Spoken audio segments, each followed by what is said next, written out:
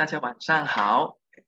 Good evening, everyone. I'm Hong Ji, the Assistant Artistic Director of Dua Space Dance Theatre, and also I'm the moderator of this second webinar of Rentak Bumi, discussing the construction of Malaysian contemporary modern dance identity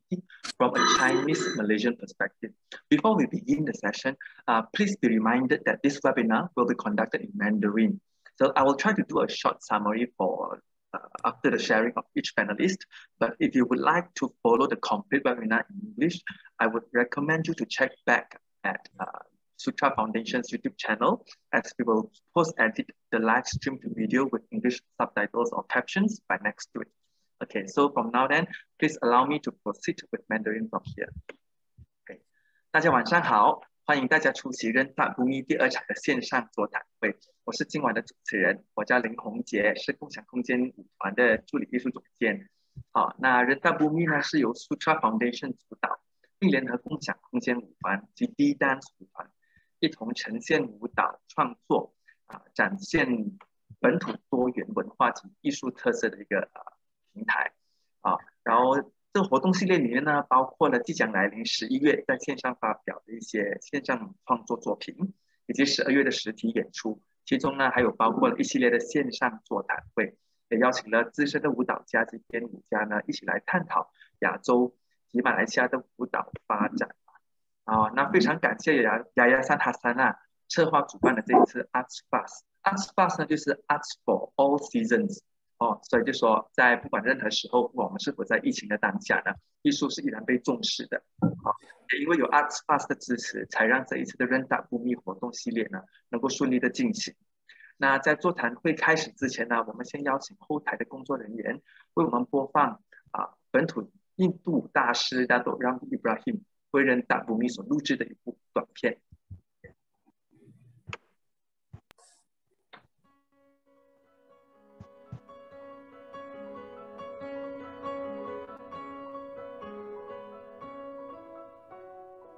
Sutra Foundation, supported by ArtFast, an initiative of Yayasan Hasanah,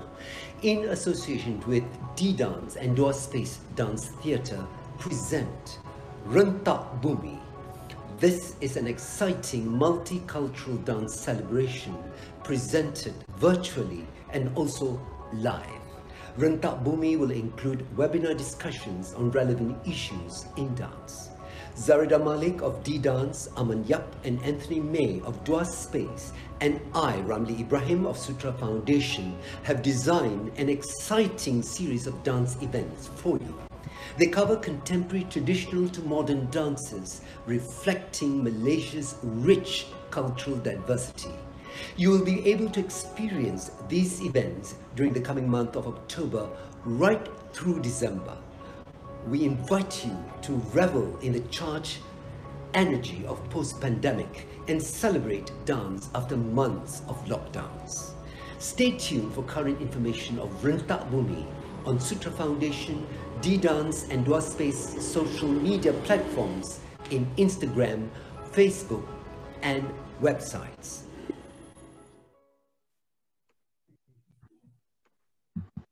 谢谢 Dato' Ramli Ibrahim 呢为这一次的人大 Bumi 领航然后也非常感谢 Dato' Ramli Ibrahim 邀请了舞团参与这一次的这个活动让我们能够在这个疫情的当下然后还可以继续在线上线下呢和所有的观众朋友保持联系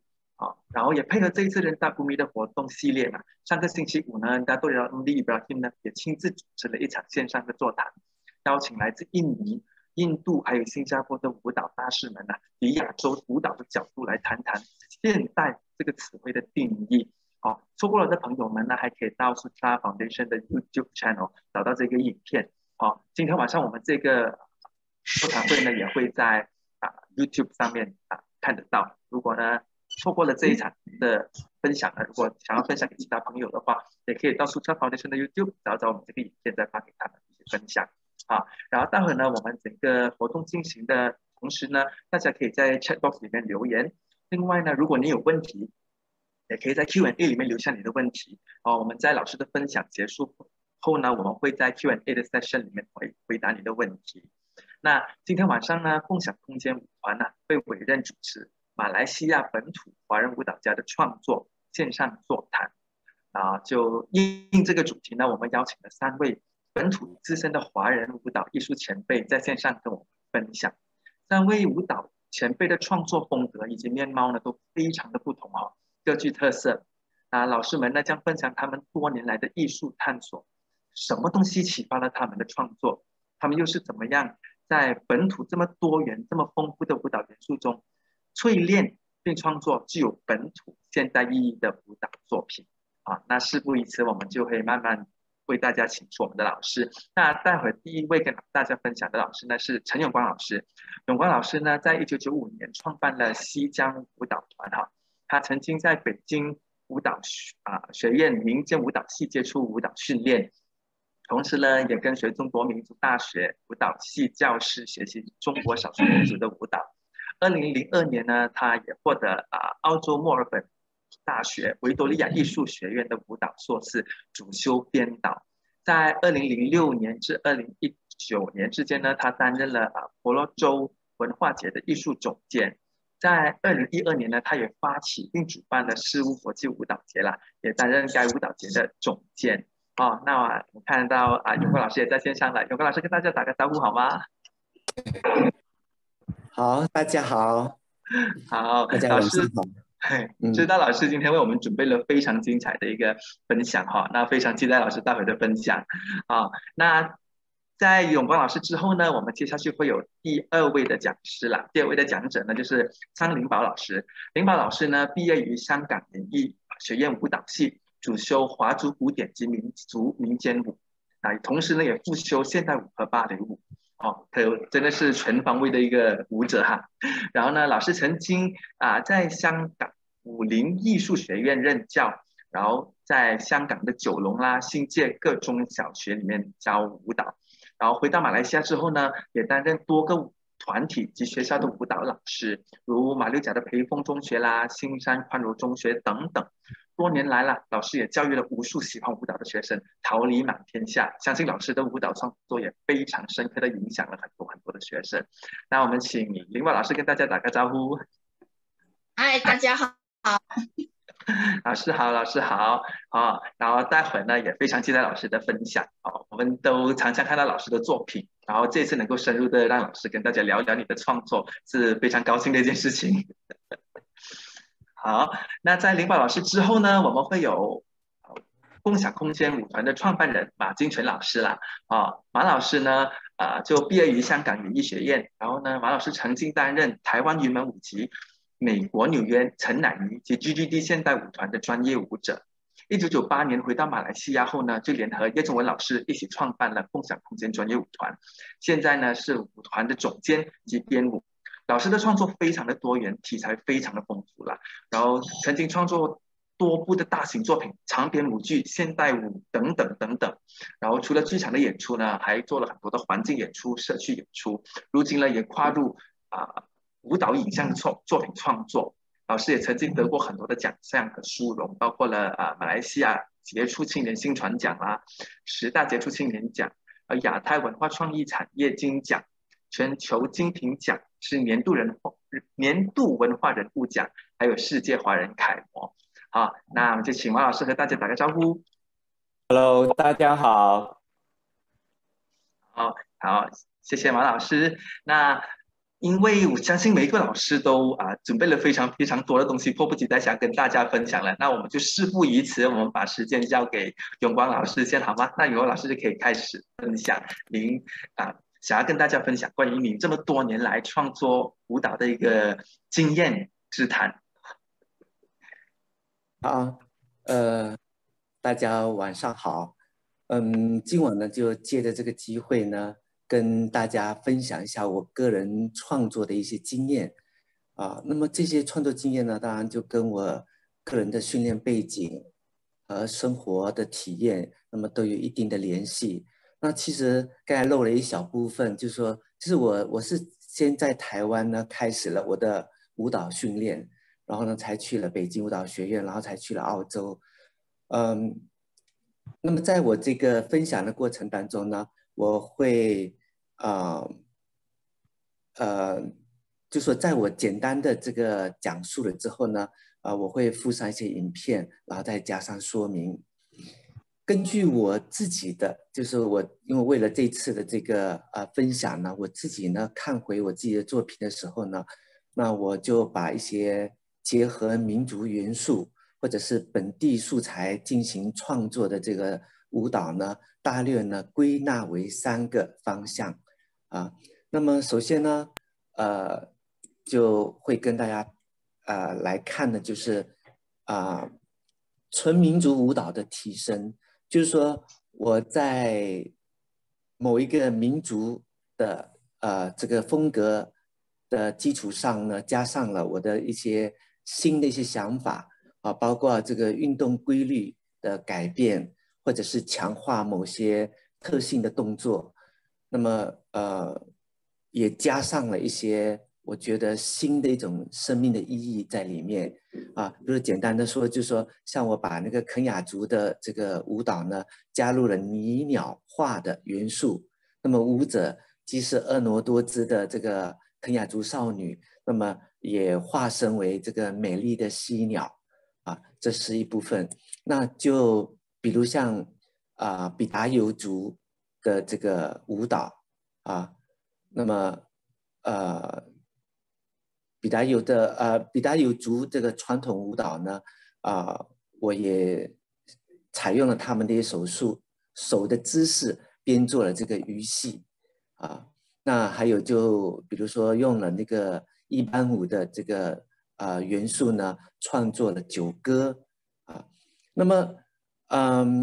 我想就让大家来看一下这个舞蹈，就是把这个传统的舞蹈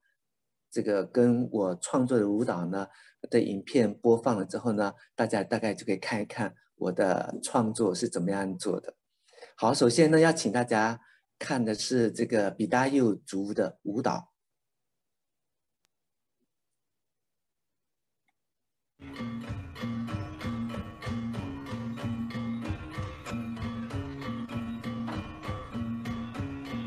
那比达尤族是沙劳越州的一个内陆民族，那么它跟呢其他的这个大沙洲大部分的原住民的舞蹈一样呢，都受到了这个禽鸟的影响。那么从动作中呢，大家可以看到它也是做了模仿那个鸟的那个翅膀那么比达尤的舞蹈呢，它其实受了老鹰的影响很大，他的手的动作呢，很多都是在这种有点像蒙族的这个提腕，但是它又这个动力又不太一样动作的这个方式也不太一样所以大家可以看到他们的动作简单重复。那比达尤它本身是没有曲调的，那么它的音乐都是用鼓点或者是加上这些锣鼓这些敲击乐来配搭的。那接下来呢，我就让大家来看看我采用了比达尤族舞蹈所编的这个鱼戏。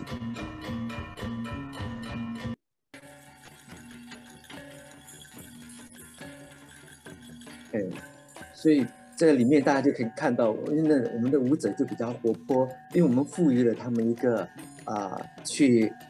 河边抓鱼的一个背景所以他们的头摆动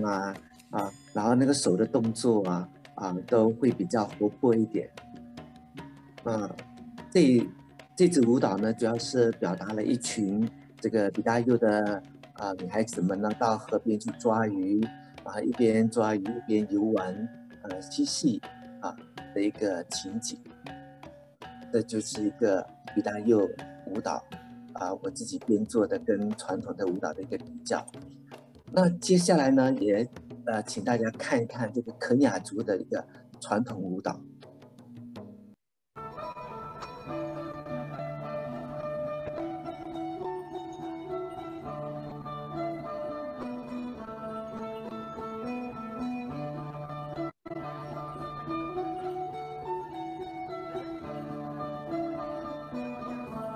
那肯雅族的舞蹈呢，可以说是在原住就是沙劳越州原住民里面，他的服装呢可以说是最华丽的一个民族啊。大家看到的这个现在在表演的这个舞蹈呢，它是一个长曲舞蹈。那英语的就是用 long dance 来来取名。那么原来呢都是由女性来表演，作为欢迎这个战胜的这个英雄呢回来。那肯雅族的舞蹈呢，它受犀鸟的影响非常的大。那么系在这个手上的这个道具呢，它其实是用羽毛来制作的但是因为这个犀鸟呢已经是被列入为这个保护的这个鸟，所以呢基本上是不允许被猎杀。那大家就采用了别的材料来制作这个羽毛。那这个羽毛呢，它跳的时候呢，其实它尤其像现在的话呢，它很多时候就是用来迎接外宾或者是说表现一种吉祥的一种氛围。所以你看它动作，它又比较简单，但是会配搭了一些旋转，简单的一个转动的动作。那接下来呢，就请大家来看看我编做的这个针鼹。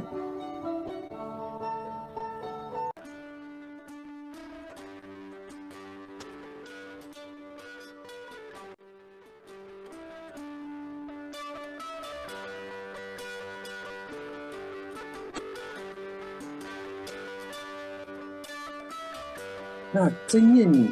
这个比大家对不起，这个肯雅族的舞蹈呢，在在起舞的时候呢，经常会伴随着这个萨克尔这个乐器它听起来跟吉他、古筝的这个音质有点像那一般上传统的这个原住民舞蹈呢，它都比较简单我这里呢，我就采用了他们这种简单的元素，加上一些舞台的一些，就是现代舞台的一些概念，或者一些跑位啦，然后再加上一个拟鸟化的动作那么比如说像羽毛的抖动，那么还有头的一些摆动，就像模仿那个鸟的那个头的摆动所以他们既是盛装的这个比达幼少女，也是也化作了这个犀鸟翩翩起舞。所以我个人是觉得说这个民族舞蹈很多时候呢都还是停留在一个比较简单的单一的一个动作。那我觉得在维护原来的舞蹈风格之下呢，加入一些现代的元素，那引领舞者进入这个舞蹈当中，也让舞蹈呢变得更加的生动，有这个的想法好，接下来呢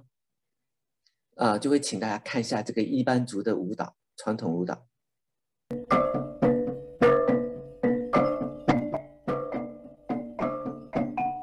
那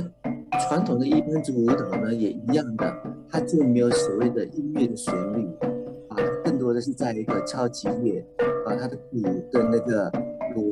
就是一般人特有的一种锣那也一样的，伊班族的舞蹈呢，也受了这个禽鸟的影响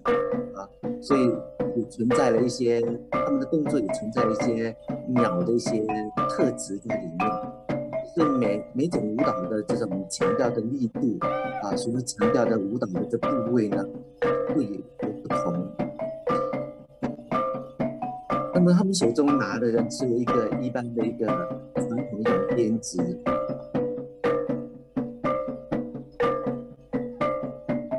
这就是伊班舞的这个传统舞蹈。那接下来呢，就请大家看一看我所编做的这个伊班舞的九歌。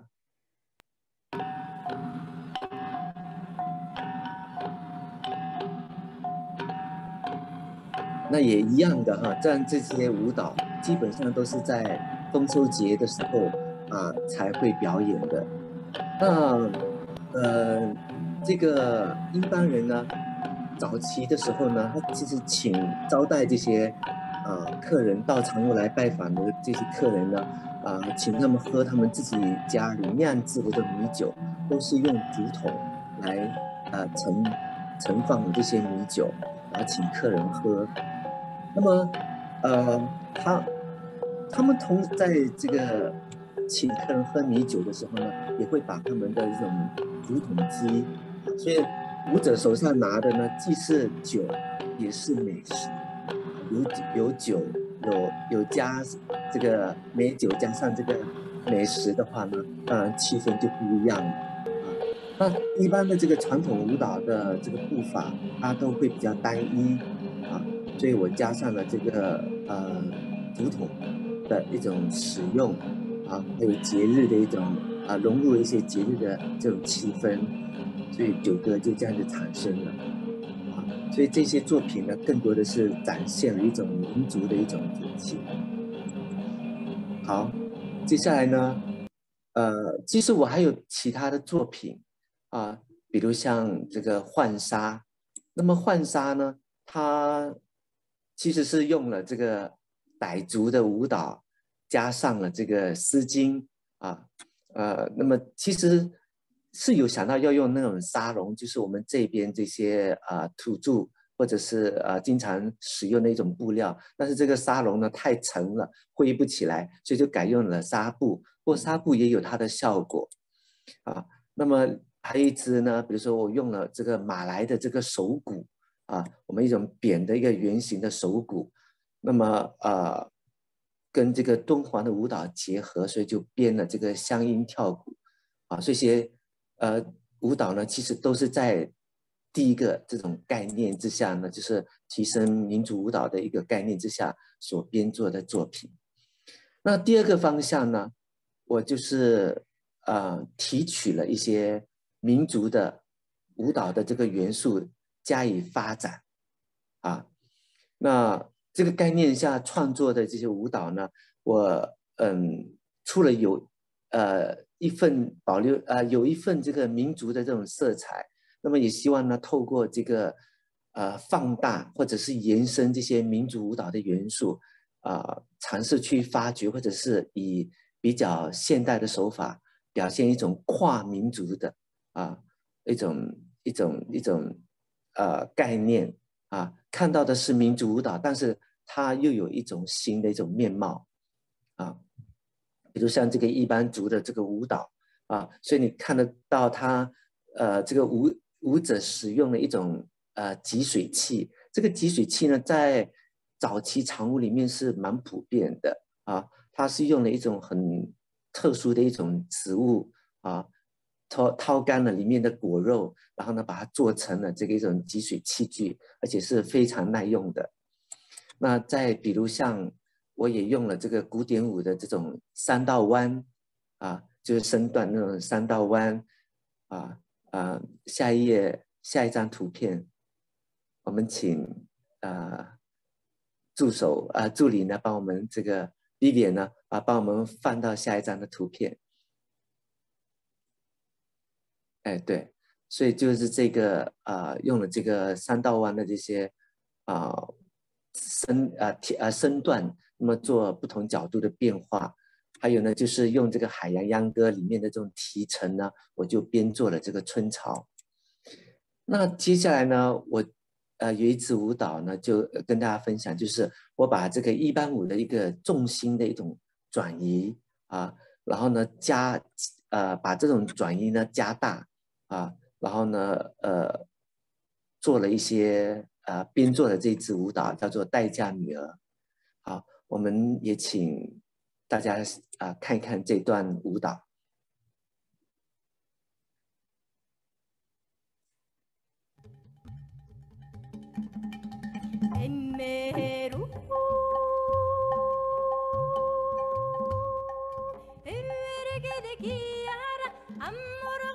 那这支舞蹈呢我就是把刻意把那个一般族的那种身段给它压低所以它会偏向另外一边，所以它重心就会压得更低一点那在这种情况之下呢，舞者他用这种压低的这种重心去做一些横移的动作。那这方面呢，我主要是探讨跟发展呢一个新的一种舞蹈语言，然后作为表达我个人的一些想法，而不是去体现这个民族舞蹈的一种它的一种风采啊。所以那么同时呢，我也是觉得说，如果我采用一些简单的动作，我怎么样去表达一些个人的想法？也就是说，有时候我会用一些挑战自己一下呢，就是说用一些很简单的动作，怎么样去把故事说好。那接下来呢，要跟大家分享的是我根据就是说受到这个皮影戏的启发，然后呢，我把马来舞那个 joget 还有女人的一些戏剧性的这个聊天的一些动作结合起来呢，编做了这支舞蹈，叫做《女人话语》请大家看一下。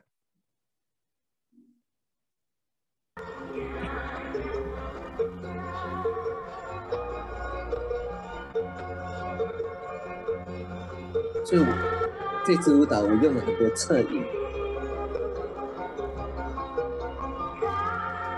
还有一个做给你说那个同手同脚的一些动作。那这个服装呢，它其实就在妞亚的这个服装的基础上面呢，我稍微呢把裙子的尾端呢，再加长了一点。那么有一些脚的动作呢，挑起了这个裙子的尾端，它是有一些视觉的效果。那有时候呢，不经意之间，它也增加这种体态的这种美感。那它的音乐呢，我就用了一首印尼的这个民谣。当然所以从这一段你可以看得到那个舞者头的摆动，也就是因为把那个这个头饰呢，故意把它拉高，主要是让这个摆头的动作呢，看起来会比较夸张。好，这就是我第二个方向所创作的这个舞蹈《女人话语》。接下来呢，我要跟大家分享的是，我根据这个民族的素材或者是社会的一些议题来发展的一些或者是说发展的一些编作的一些舞蹈。那就比如说现在看到的这个 Badrusoi 呢，它其实是一个伊班族的婚礼因为在我的周遭呢，我跟一些伊班女孩子这种接触呢，有时候会提到原来呢他们有好多呢女孩子呢是因为家长的意愿而步入婚姻。那你知道有时候一般这个民族他们很爱喝酒，那么据说有些呢就是一桌的这个酒席就可以把女儿嫁出去了。所以呢这样的我就根据了这样的一个题材，那么我就用这个婚礼伊班族的这个婚礼呢从女性的角度去观察，然后分析他们面对未来时候的一种心理的变化那当然还有一些纯现代的作品也就是根据社会上所发生的一些事件所编作的，比如像怎么啦像这个照片所看到的这个风口也都是一些社会事件所引起的。那接下来呢会有一支舞蹈就是漩涡。漩涡的话主要是一种社会上的一种明争暗斗那这里面呢我就综合性的采用了沙洲原住民再加上现代舞还有就是一些肢体语汇发展出来，所以我就编做了这个漩涡。所以有人问我这是一个什么的民族，那我自己也说不出来。它就是一个就是用了一些沙洲的不同民族的这个动作一些元素结合了现代舞来编的。那接下来呢，就要请大家看一个我的舞蹈，就是用了中国的这个宫扇来进行编做的一支舞蹈那么用了中国的这个古典舞的一些声韵来创作的这个探手。那么这次舞蹈呢，我其实出发我的点是可能因为之前有跟一些国外的女性，因为在国外留学，那么跟女孩子就国外的女性聊天，然后再感觉哎，怎么我们本地的这个东方的女孩子聊天的时候呢，感觉大家都比较放不开，而且呢，经常呢在这个我们的周围，有时候我们会听到一些家长会告诉女儿你已经长大了，你话不能乱讲，你现在开始呢，你的举止啦，你的这个行为呢要端庄一点。那么原本呢很活泼的开朗的个性呢，就感觉哎，慢慢的这个保守起来了。那么会使用这个宫扇呢，其实也就是说，虽然它是一个纳凉的一个工具那么在封建时代呢，也是女性作为遮掩个人内心的一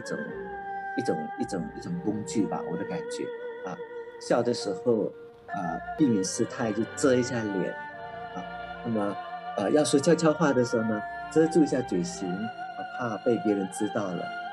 那么就用宫扇来传达一种想说又不敢大声说的态度那舞蹈里面呢，我也使用了很多停顿之后慢慢延伸的一些动作。当然，这就也使用了很多中国古典舞的身段，然后身体的律动这个元韵一些原场步作为素材进行发展。这就是探手。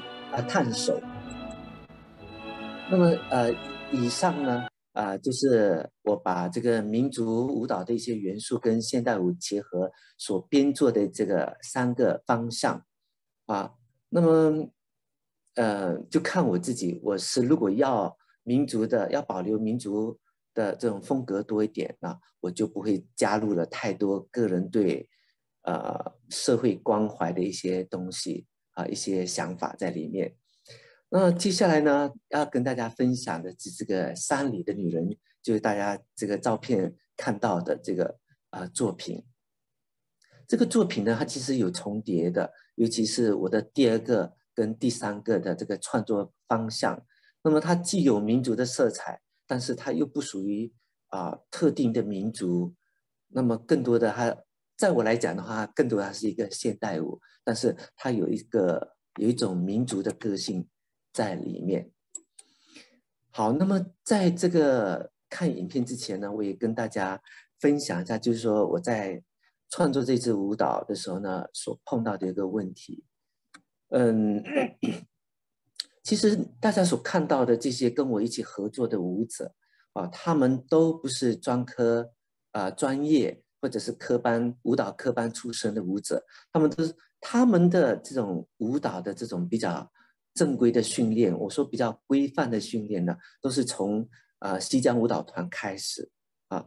所以呢，在舞蹈技巧上呢，他们是有一些限制的。那么所以在经常我在跟他们探索舞蹈的时候比如说我说我要结合这个某一个元素做怎么样的一个探索的时候呢要在做这个即兴的时候，经常会需要做很多很多的沟通。所以在做这个沟通的时候呢我们作为一个即兴这个创作，我们基本上我们希望我们的老师我们这个做一个引导者，不要太过主导性不要太强当然，所以在这个情况之下呢，难免的我就会有一个主导性就会变得比较强一点所以呢虽然是这样的一个情况所以我们还是在创作的过程当中呢，我们还是围绕在我们所预定的一些主题，那么我们的概念，甚至一些情境当中呢，去探索所以这就是主要在这个创作上面所碰到的一个问题。当然还有一个就是音乐因为我们没有办法找，也不是说没有办法，就是说合作的音乐家有限所以就要去找，要去听蛮多的音乐。好，那谈到这里呢，我们就请大家来看一看这个舞蹈的片段。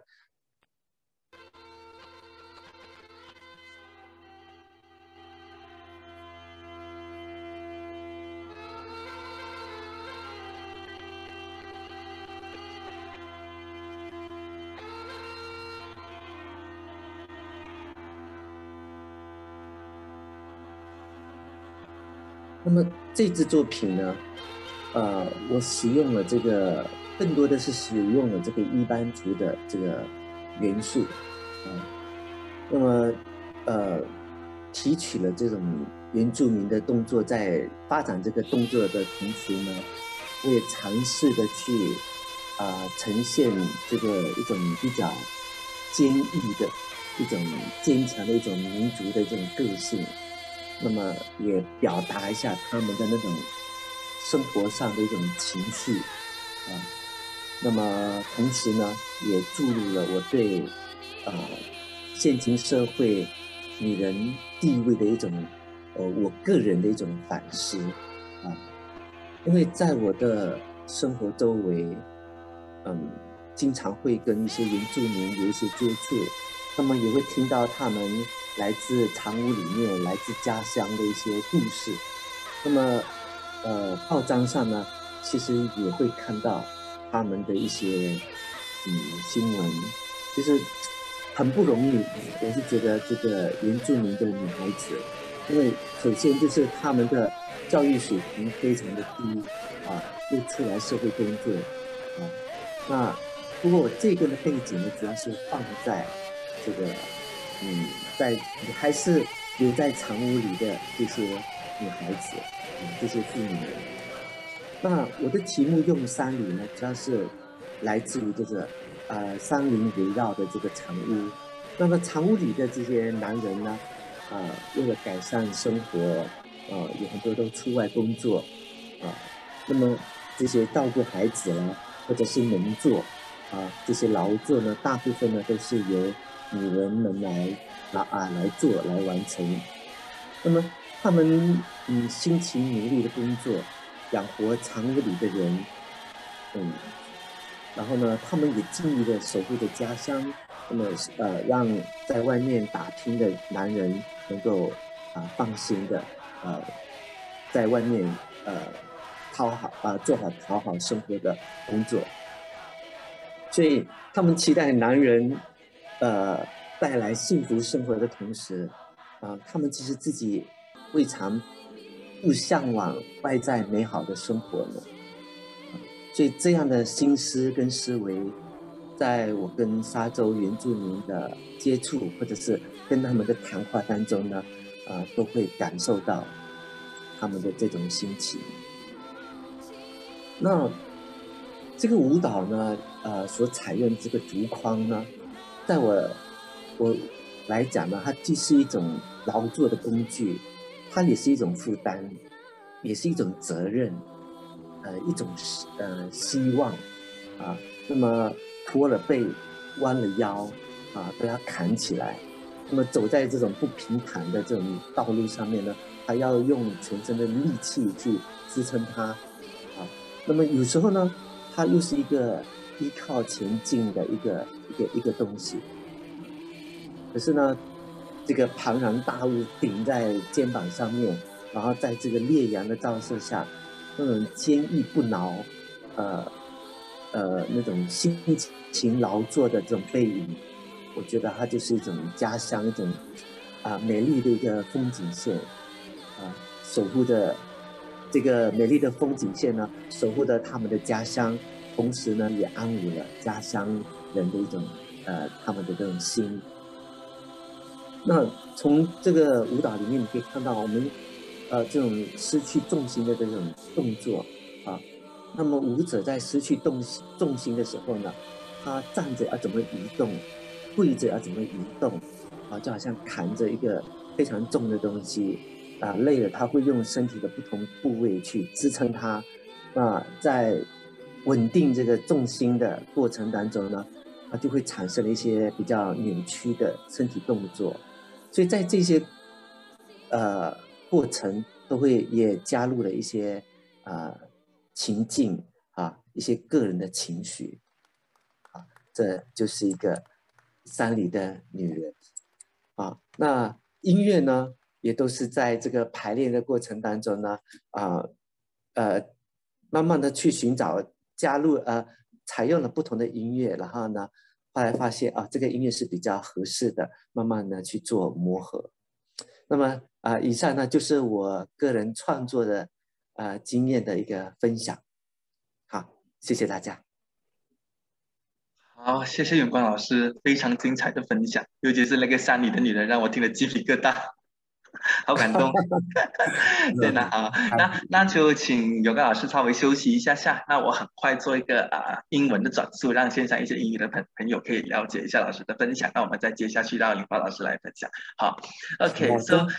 谢谢老师。So thank you to Mr. Chen. Yeah, Mr. Chen Ying-Guan is the founder of Hornland Dance Theatre and also the artistic director of Cebu International Dance Festival. He has just shared with us that he has actually categorized his creations into three categories. One is taking dance movements from traditional form, giving new meanings or creating stories with choreography. For example, he's taking dance movements from Bidayu and choreographing it into a fun scene of ladies playing in the water in the river, and taking Kenya's welcoming dance using a new music and stage patterns to enrich the presentation, and also taking Iban dance movements and creating into a toasting song where they celebrate and dance with tools that are new to the original dance movements. And also the second part is the enhancement of traditional dance movements, where he emphasizes the dance movements. For example, the transfer of ways, the way of turning. He has shown some examples also where he has combined joget and also wayang kulit movements with dramatic movements of Nyonya ladies chit-chatting. This is the part that he enhanced the traditional movements. And then also he's combining all these dance elements and with his express his thoughts and his ideas on all the social controversies. For example, the Beturosoi that he shared just now is the wedding ceremony of the Iban for Iban. And then from his context with the Iban girls, weddings, most of the weddings are arranged by parents. So, and not on their free will. So then he's making this sort of controversy into a dance, and maybe using modern dance as a method to express the thoughts and also response to current issues. He uses dance movements of different dance genre from Sabah and Sarawak to depict the community arguments. For example, he's using Chinese classical dance to talk about the conservative minds and thoughts that the society has added to women. And lastly, he has shared a piece of his creation called The Mountain Wind. It's an example of Mr. Chen's exploration of modern perspective, where he uses the elements of traditional movements, where he enhances the movements and convey a message through the dance. Because Mr. Chen is in touch with a lot of Iban ladies, and from their sharings, and he knows that they are facing a lot of problems when they're living in the tribes. So he uses the Iban dance elements, adding it with modern dance, and express the women's status and the situation where they live in the mountains, where the husbands are away to earn livings in the cities. Women have to do all the hard work and the labors to nurture their children and feed their children and the families, and they are longing to explore the world. And he's using Baku as the labor tools as a symbol of burden. And then the dancers will have to carry the weight and dance with the decentralized bodies curved to take on the weights. And from the piece, he's paying respect and giving an image and to show the spirits of the tribal ladies. Okay. So That's from Mr. Chan's part. So thank you, Mr. Chan. 谢谢陈老师。Then secondly, we will have 林宝老师 to 来开始老师的分享哦。来，老师，我相信老师桃李满天下了很多，我都认识很多跳舞的学生，都是老师的学生。对，然后也很多人也是从老师的一些舞蹈创作认识老师的。那我就好像我自己本身就是从老师的一个作品叫做《甩不掉》的这个作品就看着大家怎么跳着那个手心花，然后最后把这手心花丢掉，然后那个作品我当初看的时候觉得非常有意思。好，那我们就让老师来开始老师的分享，谈谈老师是到底从什么方面开始去想一个创作，什么东西让老师想要去做一个创作这样。好，大家好。这是我早期的一个节目《甩不掉》。这个创作呢是在1997年，刚好那年香港回归，然后这个音乐让我有了这个有了这个创作的想法，然后我就用了中国的那个东北秧歌来作为创作，但这个作品里面呢，我有加入了其他一些就是比如说爵士舞的一些韵律在里面，然后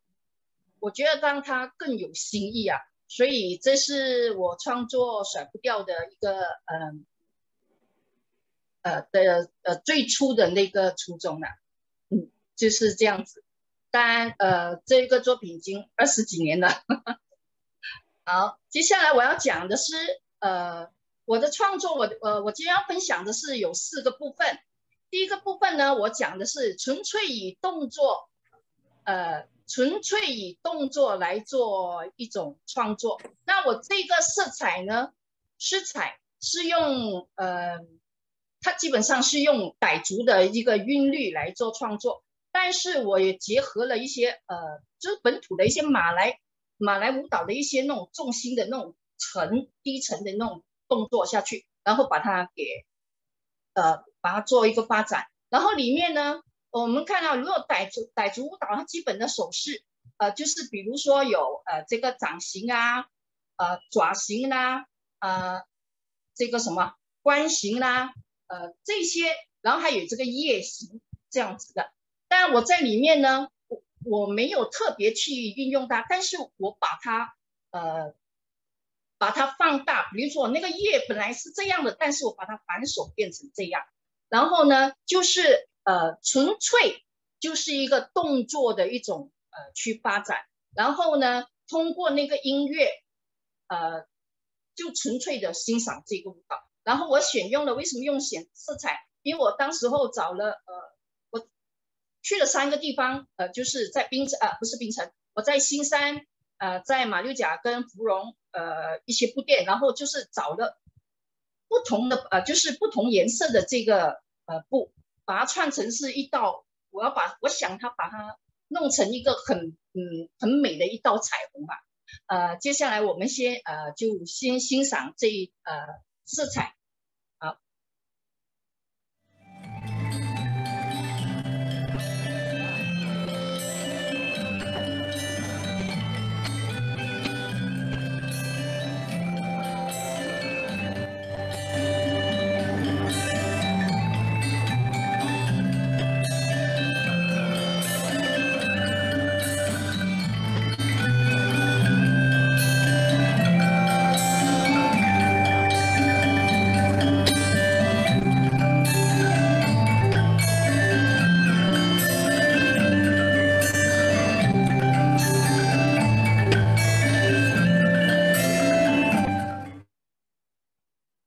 好，这是在里面呢，我也用了一些就是那个舞蹈的那个就是傣族的基本的动作，就是轻起重落。照片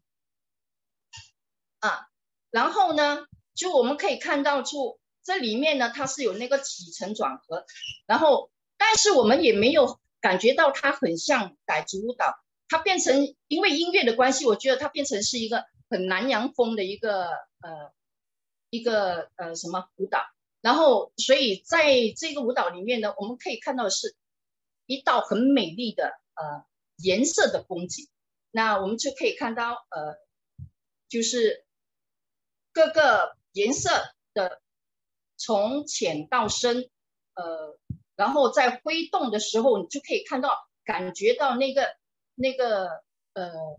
颜色是在跳动的。所以我在它的内容里面呢，就是仅仅是透过舞蹈的描绘，但是它可能会停留在你的视线里，可能当时的那个一个画就是一个大家一起划过去的时候，就是那个布一撒开来的时候，我们就可以记住的那一道彩虹。下一张照片呢，所以大家可以看一下，就是这不同啊。看我们看左边的，所以它的那个有没有轻重就是上下左右的时候，就是蹲下来的时候，其实他们的那个是我带有一点就是那个马来舞的感觉。然后右边的那个的那张照片呢，就是当那个布一滑起的时候，其实大家也像一只蝴蝶。这个呢，其实这支舞蹈它的服装呢，我们只是透过用一块长6米的这个布，然后把它吸上。其实这个灵感是来自一个就是我们去沙滩的时候看到有很多人去沙滩的时候，就把那个类似那种围巾这样子一绑上来，然后就到那个沙滩去。这个概念是从那个就是从那个沙滩的那个服饰而来的。再接下去。你看我们的左边，左边的那个是我们很传统的就是一般的那个傣族舞蹈的那个服饰，但是我们右边的这个呢，就是因为我把它两个就是颠覆掉，所以它变成是一个完全是感觉是两个完全不同风格的一个形式。当时我们在2013年我们去这个香港的这个紫金杯香港的紫金杯比赛嘛，我们这支舞当时得了这个服装奖，因为就是说用一个很简单的一个布，然后我们只把它吸上，然后我们尽量的去用这个布呢，它形成了一个非常漂亮的一个风景。好 ，OK， 谢谢。接下一个呢，接下去呢，我要讲的是这个思念这支舞呢，其实它的创作是源自于因为音乐。刚才我们讲的是我第一个的那个创作是关于纯粹的动作，第二个呢是因为我听到了这个音乐，然后而做的创作。然后思念呢，它其实是一个韩国的一个一个青年作曲家，当时应该是还没有发表的一个音乐吧。然后我当时候听的时候，我就非常喜欢。那我就想过，因为他的这个音乐让我觉得我可以拿来排一个朝鲜族的舞蹈，所以呢，我这里面呢是就是用朝鲜族的舞蹈来做的概念来做，主要来作为这个创作的这个元素。所以接下来我们先欣赏一下这个看一下这个思念的片段，谢谢。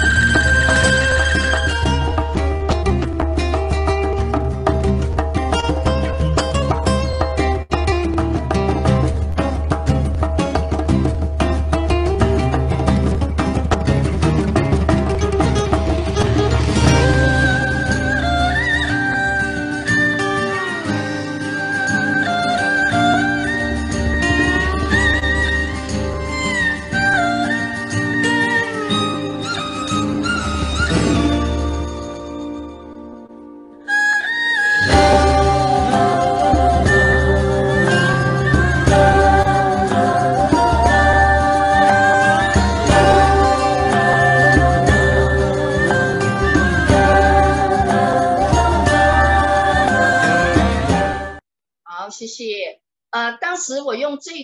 支舞蹈的时候，为什么会用白色呢？是因为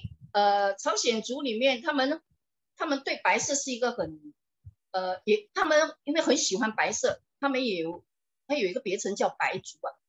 然后这个呢，我就是用了这个朝鲜族里面的他们的那个高腰的那个设计，所以我只有注重在他们的腰间的那一段，从深蓝一直到最边的那个浅蓝。所以我觉得这个思念可能是它是从最浅一直到最深，所以你那个是非常强烈的，所以我就用了这个服装，就是从中间的那个腰的那一段的那个颜色来作为这整支舞蹈的那个服装的设计的那个概念。好，接下来我们再讲另外一个节目，就是潮汐。OK， 来我们来看一下这个。左边的是一般的新疆舞的这个服饰，然后他们就有这个什么，一定有一个小外套。然后我右边的呢，就是我经过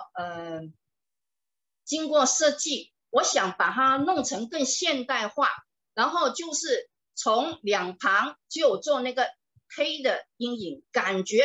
远看的时候它像是一个小外套。然后中间的这个是什么呢？就是那个有一个黑色的那个这个边，当它旋转起来的时候，我们可以若隐若现的看到那个黑色的边。这支舞呢，我主要的创作呢是关于看到自然环境的一种景象而做的创作。这是在2009年，当时候我应该是在11月还是10月，总之是在2009年，当时我去丁加奴，刚好那个时候是雨季，然后我刚好去那个什么呢？就是那个水上回教堂，他们就带我们过去那边看，就是参观这个水上回教堂。可是那时候刚好是下大雨，所以那个河水是非常流的非常急。所以当时我看到河面上就起了很多大大小小的漩涡，那个漩涡是又起又下，又起又下，有大有小。当时候我一看的时候，我就讲这个感觉就是那个漩涡起下，它其实很像一种舞蹈的一个队形，上下的那种队形。然后我当时看了过后，我讲这个应该是可以拿来排舞，所以我就想到说，就是当我看到一些自然景象的时候，我可能会感受，然后去拿来排舞。所以之后我就创作了这支舞蹈叫做潮汐。接下来我们来看一下潮汐的片段，这些。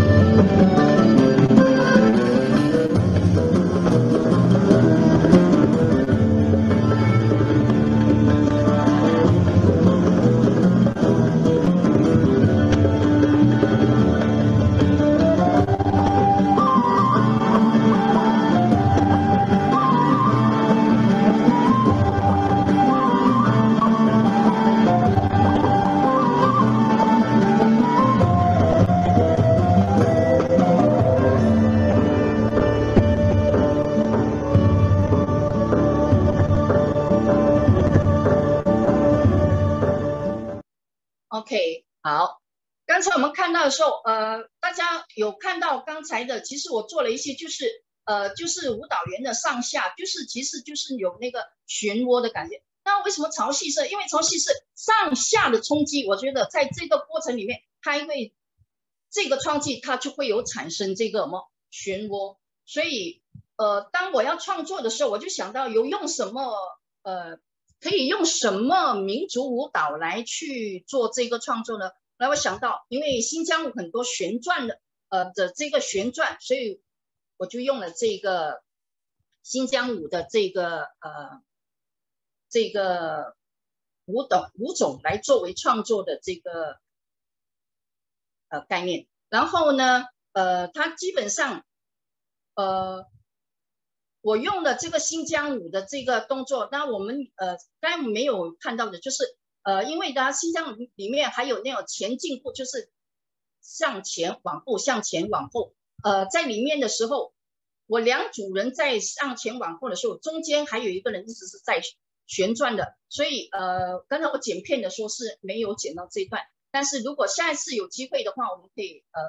看到整个影片。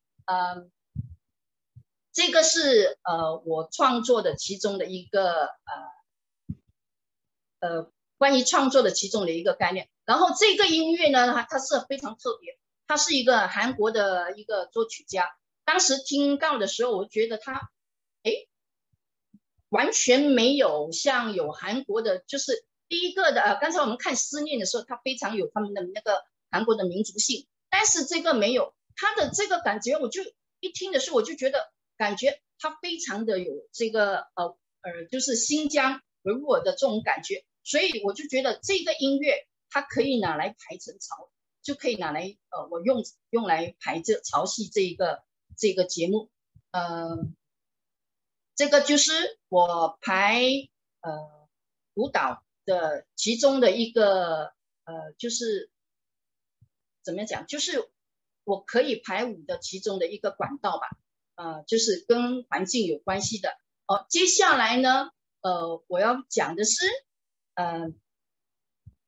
我排舞的时候，其实可能我们很多时候就可能会看报纸啊，可能会看书的时候，就可能会看到一些诗词。这个竹当时是我到台湾去上课的时候，就看到这首诗：未改心常日，前帘暗入人，但能光照远，不系自焚身。它其实讲的是自身，他怎么样去帮助人，但是他最重要的一点就是未改，从来没有。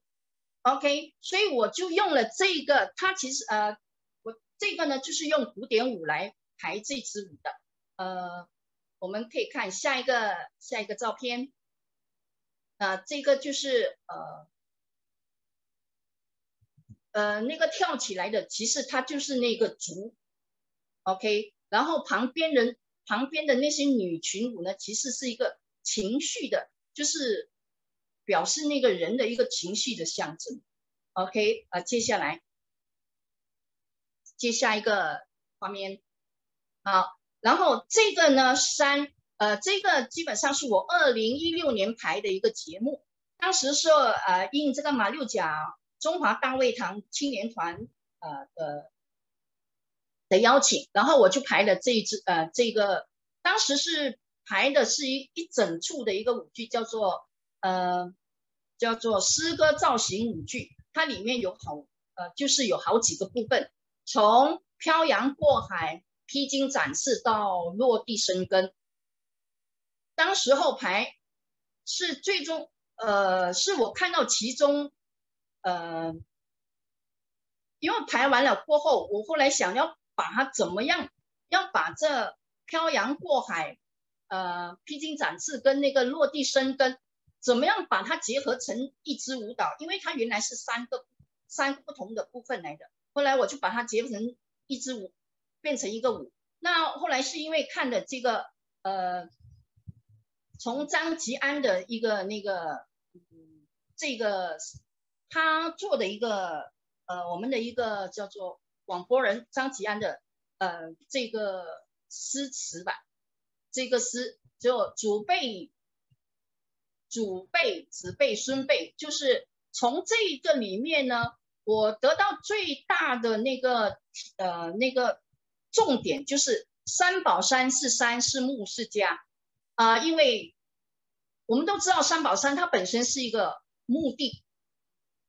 但是也是我们马来西亚华人就是我们马来西亚华人的一个发源根地，然后也是我们马来西亚华人的一个历史的一个见证吧。所以当时候就因为这个三宝山是山是木是家，所以我把这之前的那3个部分，就是漂洋过海、披荆斩棘跟那个这个什么落地生根，把它结合变成这个舞蹈。然后我里面我用了很多布，包括那块布它也可能是海浪，当最后它盖下来的时候，它也形成变成一座山。在里面呢，舞蹈员呢我们再看这个舞蹈员这个画面里面，你看舞蹈员是把那个看到他们腰间是有绑着一个那个腰带，但是我们看左上角的那个男舞蹈员，他的手上扬起来的那块布呢，它其实在这一段里面呢，它是披荆斩棘，它变成是一个镰刀了。它什么？它能，我就想把这块布呢物尽其用，把它想象成任何的可能性。当他把这块布一挑上到他的肩膀的时候，它就是那个扁担。当他从这个，他原来他们开始的时候是裹在头上，就是一个头巾。当头巾绑下来只是变成腰带，当他从肩背上拿下来的时候，它是一个包袱。但是我就是想用把这个道具这块布尽可能的把它发挥它的最大的作用。所以接下来我们看一下这个节目的片段。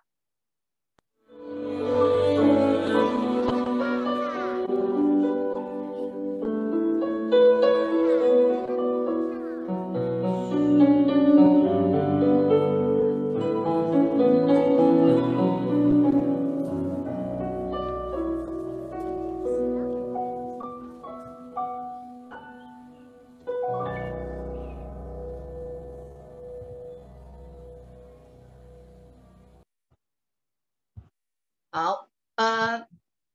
刚才我们看到呢是有就是那女舞蹈员有举起来的那个是菊花，因为什么呢？在马六甲的这个每年的9月份，9月初9，我们有这个重阳登山3399登山，就是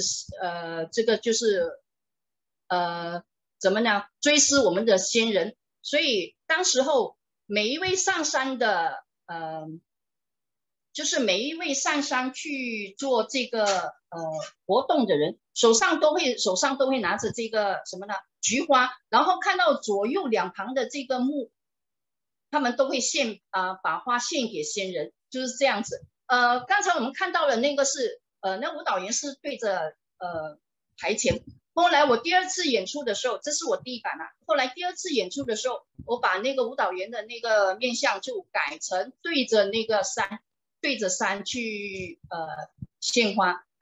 我觉得那个是比较贴切一点。这个就是我创作了，看了以上的4个片段，就是我创作的这个关于创作的来源。第一个就是纯粹的一种动作的一种实验，第二个呢是从音乐里面得到一些灵感而创作的。第3个呢是因为你出去了，然后你看到一些自然景象，或者是你周遭碰到一些任何的一种环境，然后有感然后而做的一个创作。然后第4个呢就是关于看到一些什么诗词，然后令你有很大的感触，然后你做的这个节目。我通常在这个舞蹈的内容里面，我不会有很多文字的叙述，我通常都是会比较简短。因为呢还有就是我们在命名我在命名那个舞马，就是这个舞蹈名字的时候，我觉得舞蹈名字是非常重要的，因为它就是整个舞蹈的灵魂。如果你的这个灵魂，你说出来，就是你的那个名字不对，跟你的舞蹈的那个感觉是不对的话，他就已经失去了他的那个生命了。那我在这些节目里面呢，就我用了很大部分就是有很多各个民族的这种来做这个创作。其实我是想说，在马来西亚，因为我们没有那个原场地的那种包袱啊，所以我觉得我在做的时候，我可以做的比较我可以做的大胆一点，就没有那么多的那个包袱。以上就是我的这个我的创作的这个来源，谢谢。谢谢林婉老师，谢谢林婉老师。哇，老师这么多年来创作过那么多的作品哦，原来还有这么多不同的种类跟想法的，然后让老师要在短短的20多分钟里面讲完，真的是辛苦老师了。那好，那老师你稍微休息一下，那我很快就用英文转述一下老师说的重点，然后让线上一些观众可以听得到。那我们待会在 Q&A session 再叫老师回来。好，谢谢老师。Okay, so that was the sharing from Miss Chonglin Poo. Miss Chonglin Poo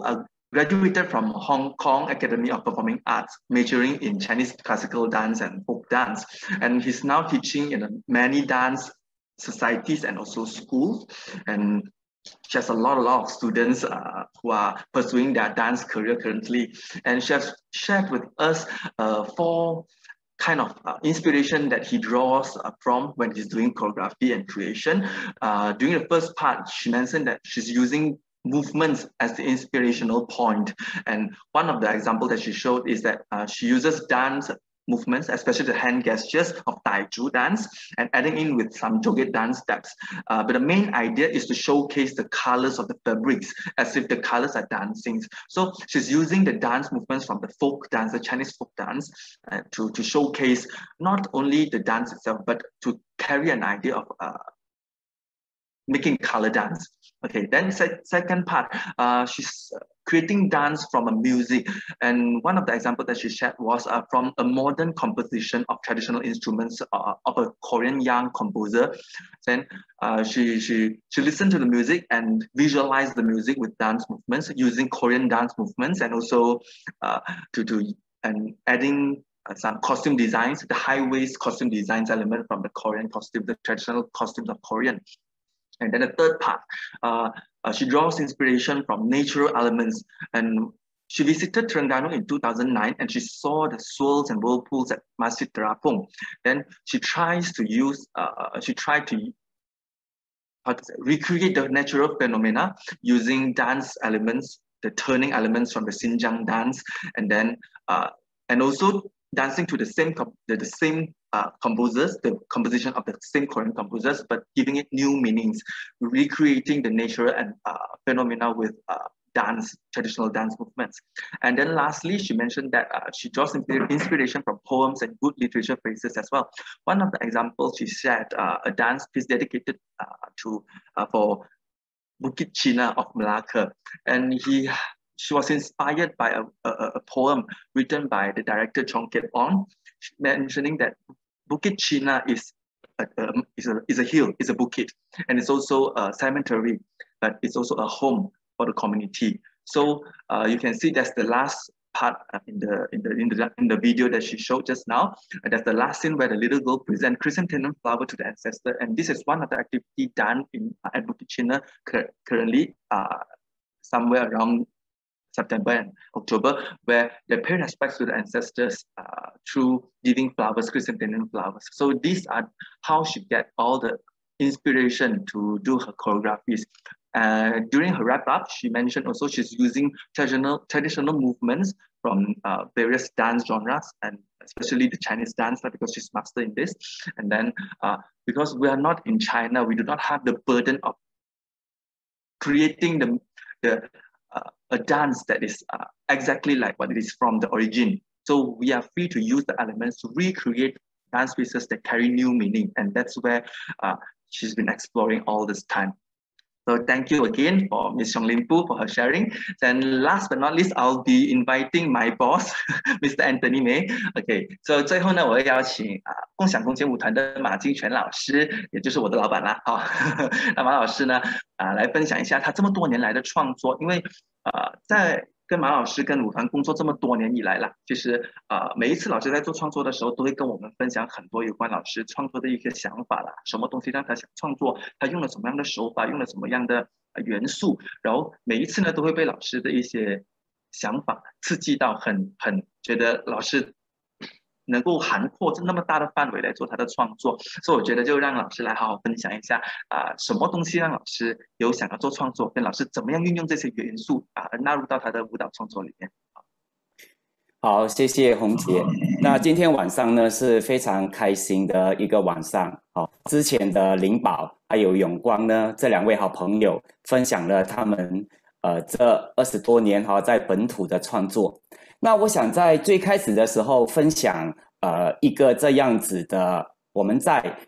艺术界里面时常讲的一句话，舞者呢用10年的时间在 studio 练成如何写好文章的身体，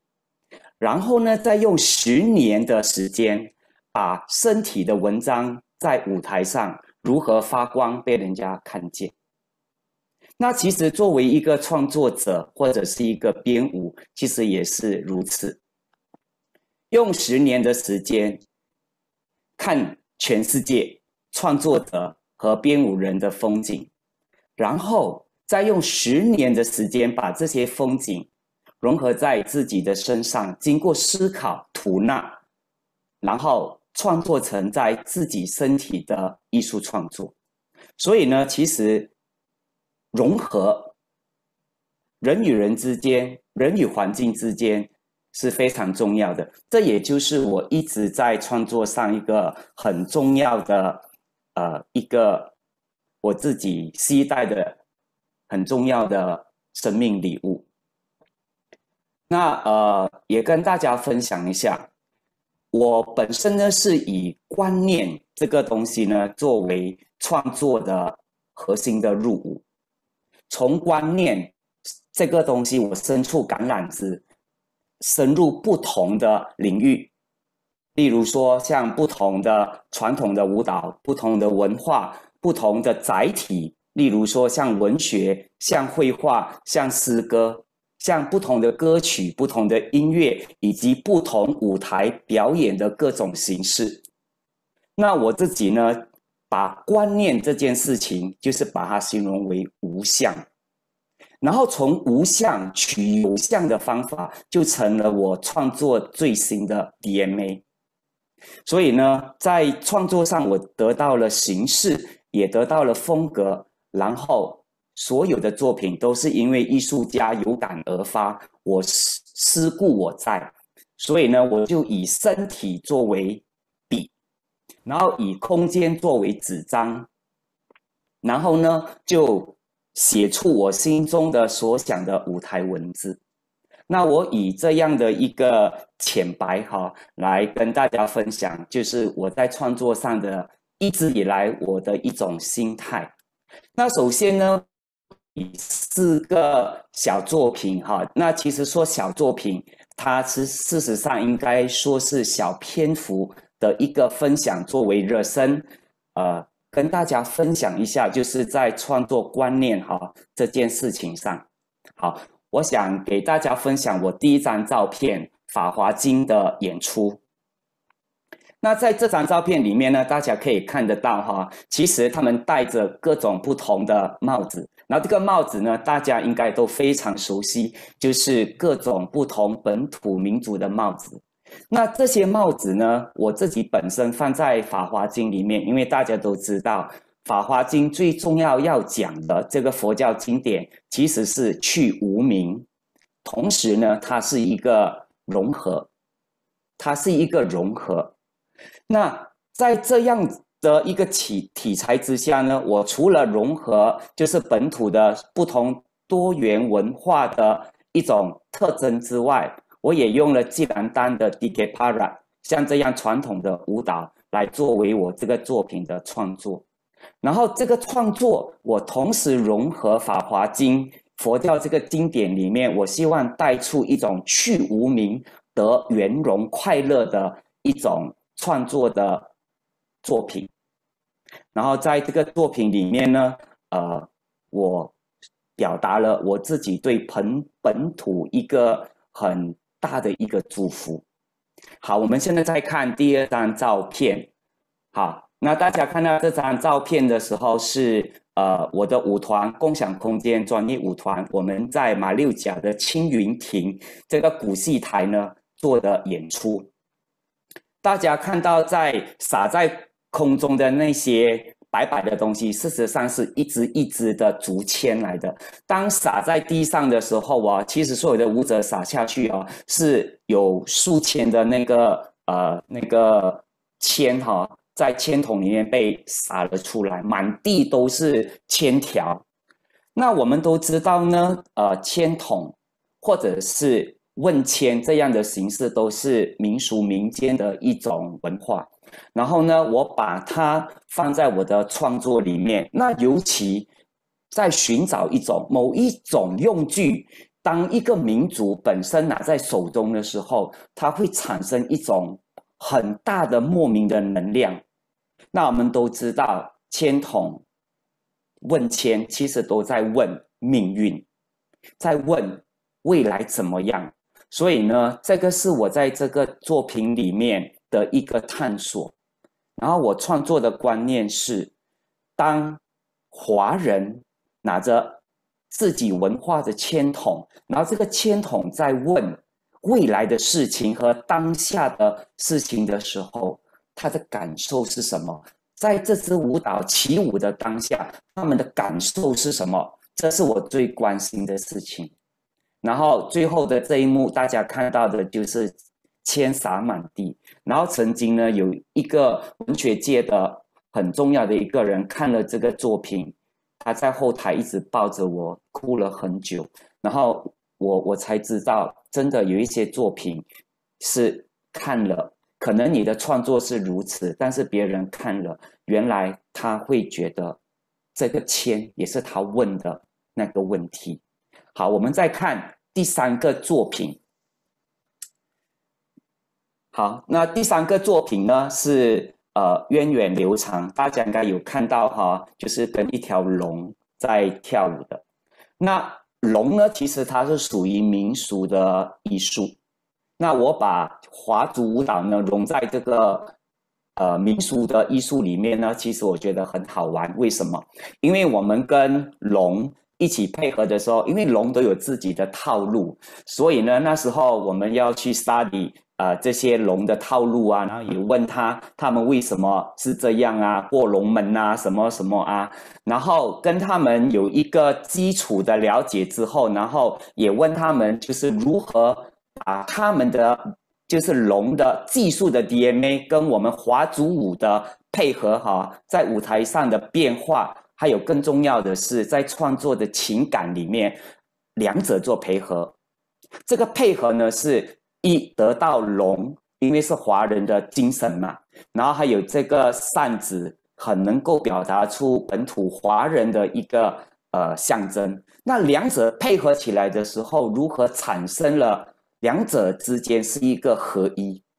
所以呢，这是一个很好玩的一个游戏。就是把2个不同的东西拿了出来，它不同的东西一定会碰撞，但是碰撞磨合的结果是要融合，所以后来就得到了这个源远流长这个作品。然后这个作品呢，也非常荣幸被前几任的最高元首他很喜欢，后来我们还在他登基的时候去做演出。好，我们再看下一个剧照。那大家呢应该有看到满地都是黑色的气球。那我想跟大家分享一下，就是从刚才就是有看到了签筒它跟诗歌的一个配合，然后看到龙它跟一个民间的民俗配合，然后黑白变这个黑色的气球，其实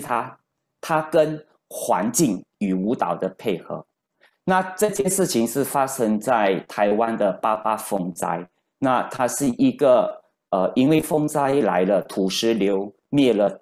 全村。然后我看到那个画面的时候很震撼，然后我才真正的更加的关注所谓的环保这件事情。然后后来我跟舞蹈家叶中文老师，我在和他说，我们是否可以创作一个作品来表达出这一幕？好，如何表达出大量的水、大量的土石流，还有灭村这件事情？然后后来我们的构思，我们就想到了用黑色的气球，最后这一幕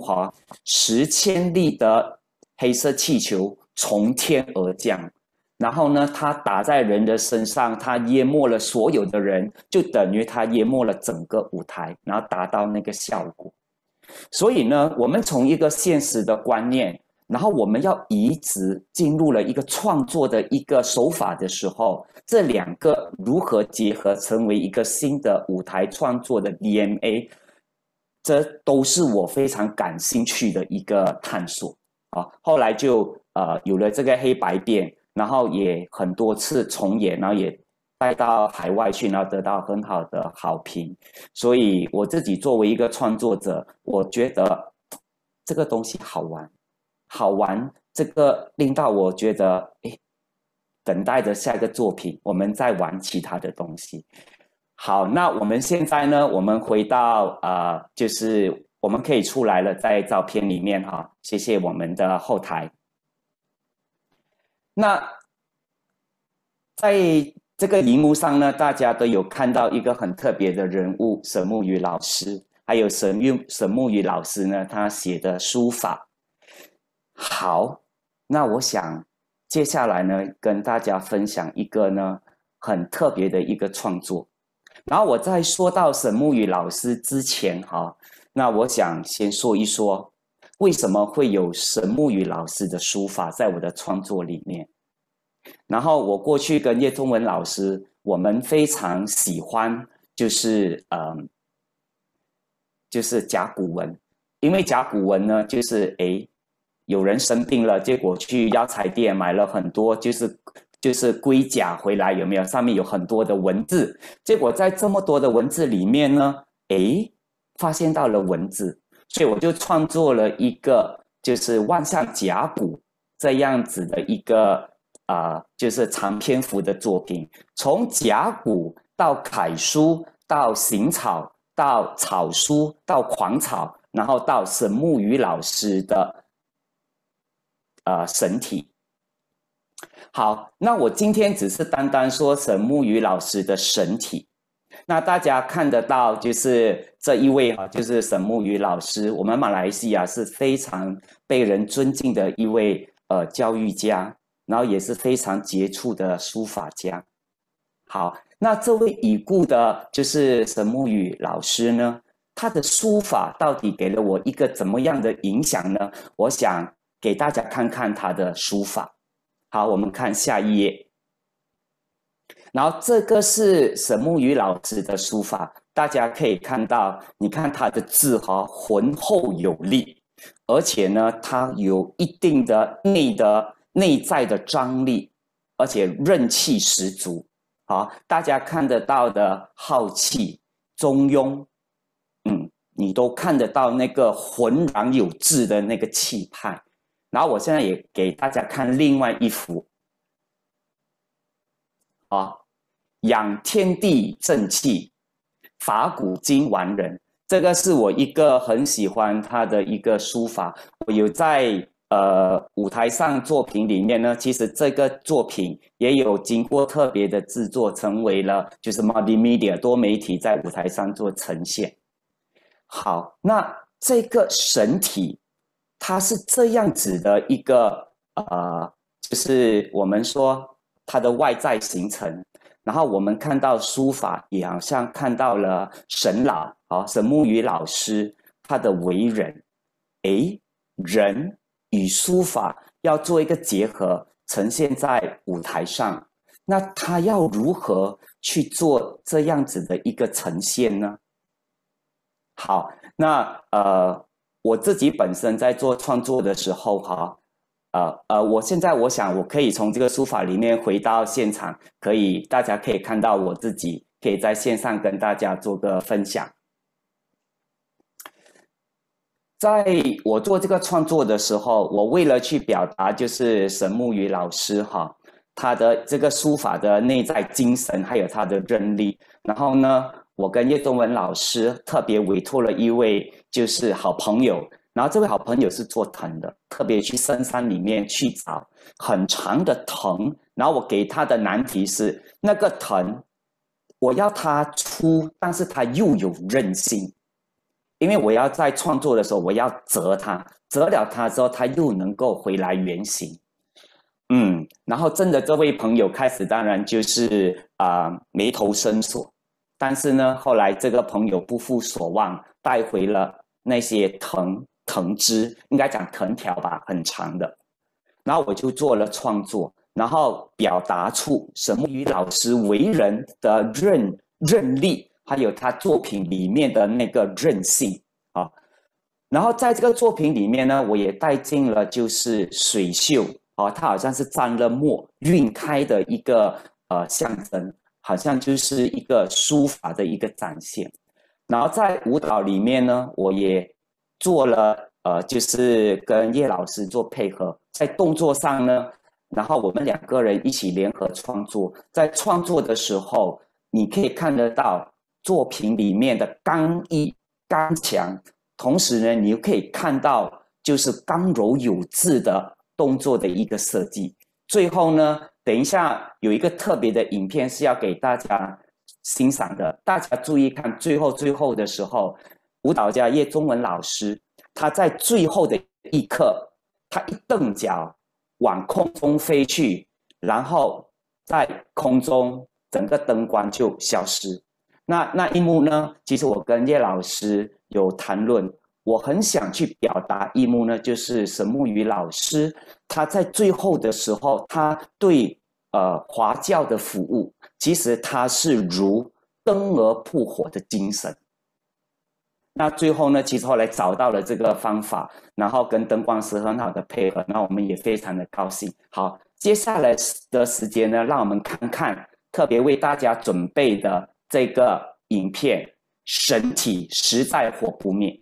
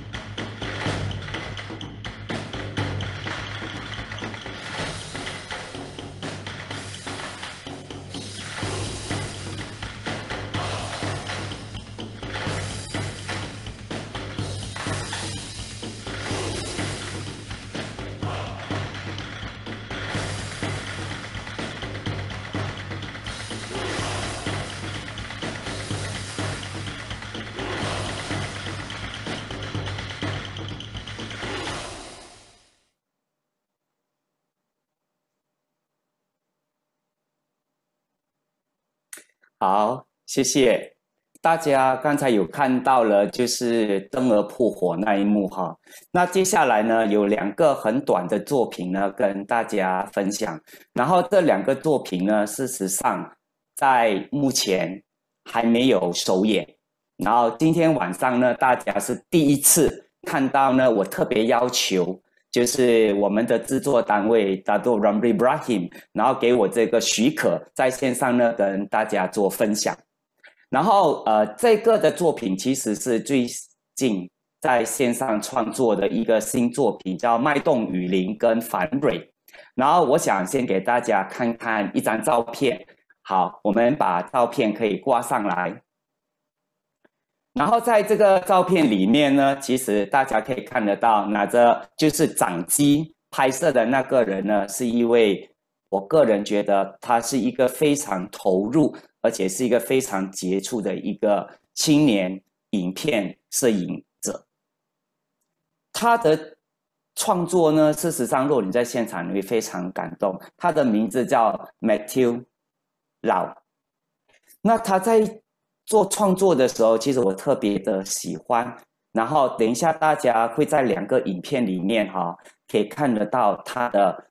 拍摄的风采。然后在这个地方大家看到的就是 Dato' Ramli Ibrahim 他非常美丽的 Sutra House。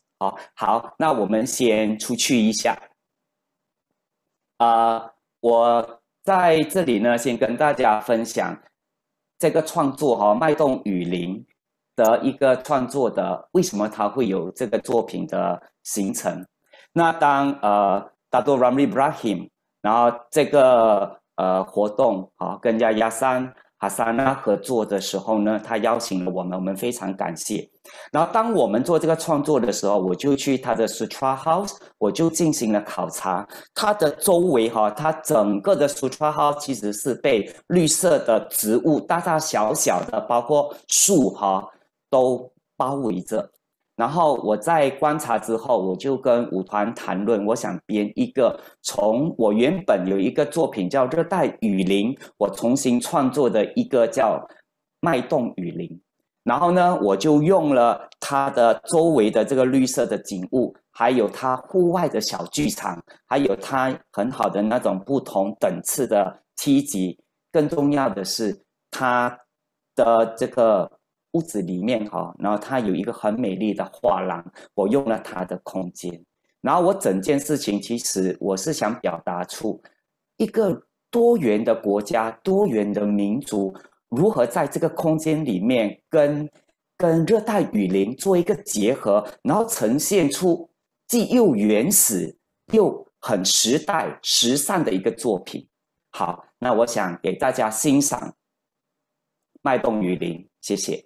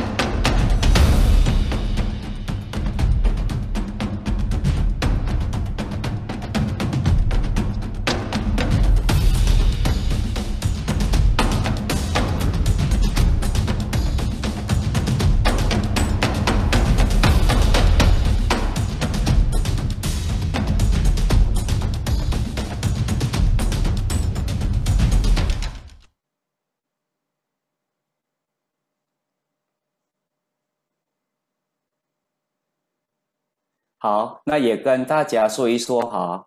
这个影片跟等一下大家接下来看的那个影片反蕊，其实还不是最后在颜色上在各方面最完美的。为什么呢？是因为我们提早跟我们的那个摄影师，我们拿了就是一小个的片段，然后呢，大家在看的时候应该会觉得哇哦，蛮特别的。如果大家期待的话，一定要锁定共享空间 DualSpace 的官方网站，还有就是 Dato' Ramli Ibrahim Sutra House 的官方网站，你将会看到这2个作品，同时还有 Dato' Ramli Ibrahim 还有 Dida Dance Company 的2个非常美的作品。好，那接下来呢，我再花一些时间跟大家分享反蕊这个新作品。我记得我去Dato' Ramli 他的住家的时候，然后他的家很漂亮，他的家叫做 Kamaria。然后我去的时候呢，在那个地方想做一个创作，然后 Ramli Ibrahim 就是他也答应了。我去的时候，我就花了时间跟我的团队在那边就很长的时间。这个地方他应该如何创作呢？我们看到了很美丽的小舞台，舞台下面有水池有鱼，我们看到了很美丽的就是花园，然后我们走上面的时候看到蓝天，然后呢也看到了还有一个小舞台，从上面看下来又看到了水池鱼小舞台绿色的植物，它也有一个很漂亮的画廊。然后我们在想，像这样子美丽的一个地方，心都已经被它融合了。后来融合就成为了创作这个作品的主题。然后人与环境如何融合在一起，所以我给了3个创作的元素：莲花，还有就是我把傣族这个民族的，就是戴在头上的帽子，我也放在里面。当然我经过了一个自己的创作哈，就是在这个的帽子上做了自己要的一个设计。还有呢就是舞者嘉信，那他穿了就是单水袖蓝色的，就是水袖跟蓝天合为一体，然后展现出非常不一样的风格，然后人与环境成为融合，成为圆满。好，那我想我们看看这个作品好吗？特别简介给大家看的，谢谢。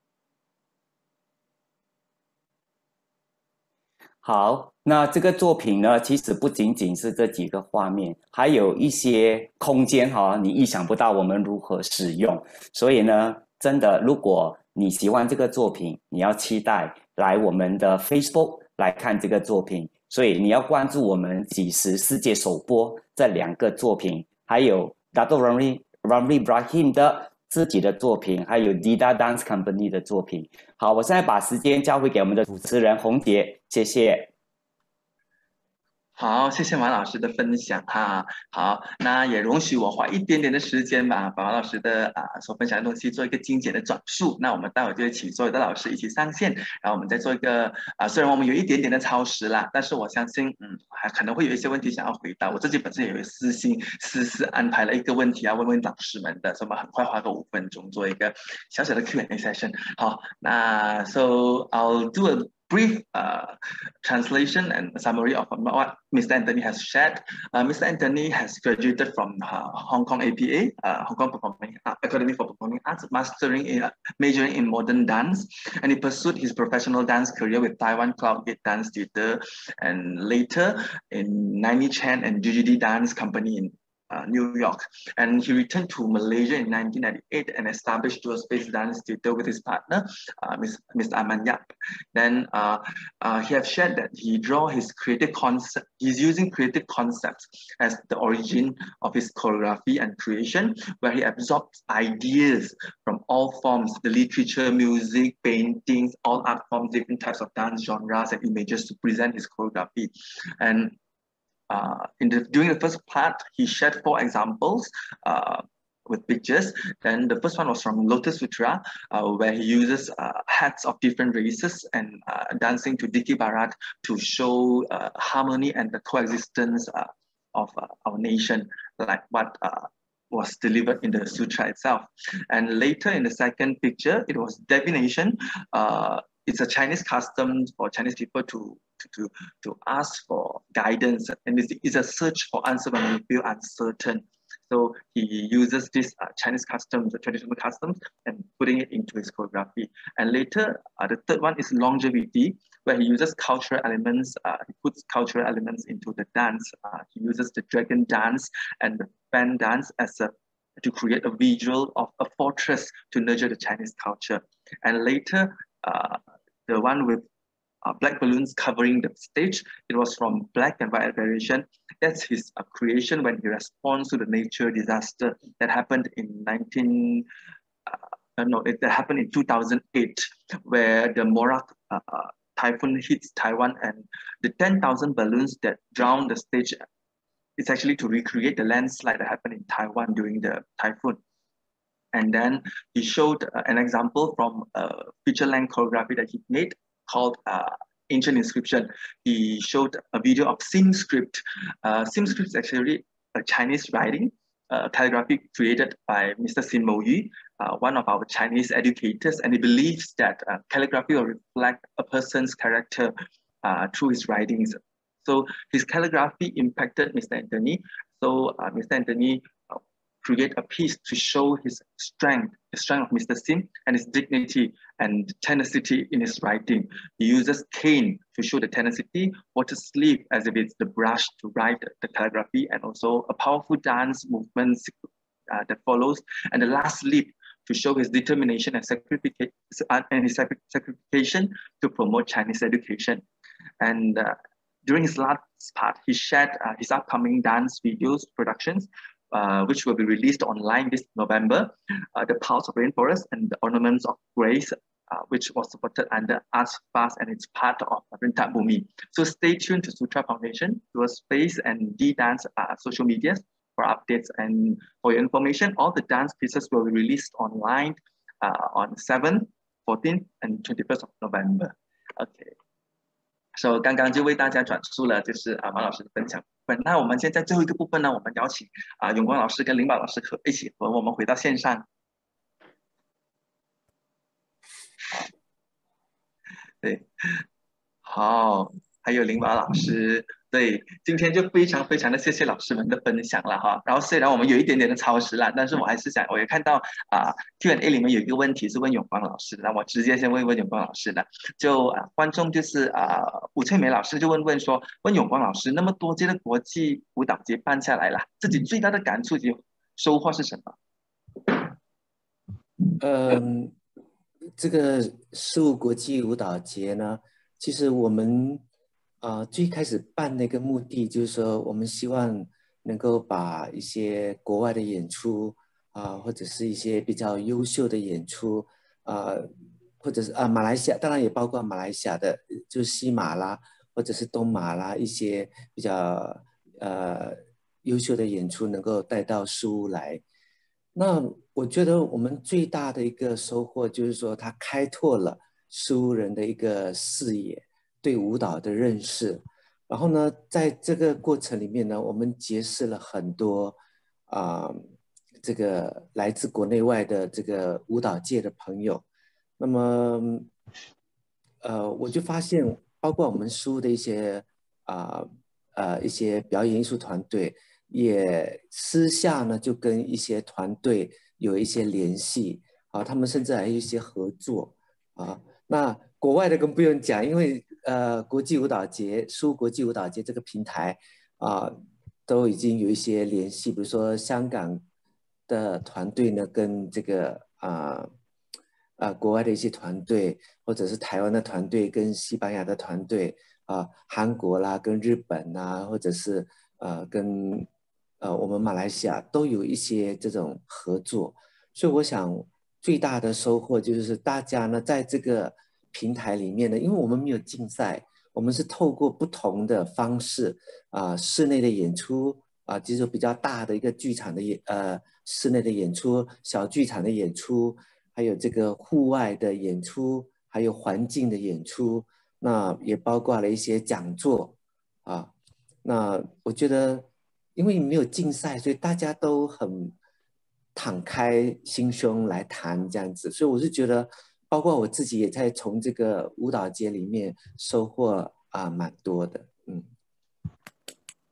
谢谢光老师的分享哈。好，那 so due to the time restriction, I will not translate the Q&A session. So for those who are interested of what Mr. Chen has answered to the Q&A session, please check back on YouTube channel of Sutra Foundation's YouTube channel after this. Maybe by next week we will upload the subtitle for your reference. OK， 那我们再看看里面 chat box 还有一个问题是英芬问的，想问问林宝老师，从今天看的这些创作例子来看似乎都有一些中国民族舞蹈元素作为基础或者延伸，想问问这是否也是老师想要保留的一种创作风格呢？或者它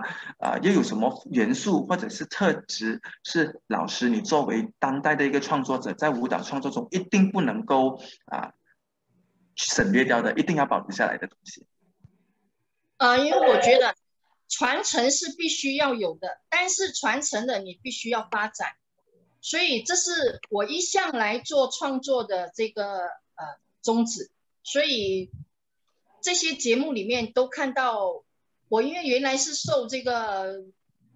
中国舞的这个华族舞蹈的训练的嘛，所以我就会从这一些舞种里面去做发展，所以就可以看到不一样的，就是用不一样的这个民族舞来做。我其实要想说是给他们有一个新的那种一个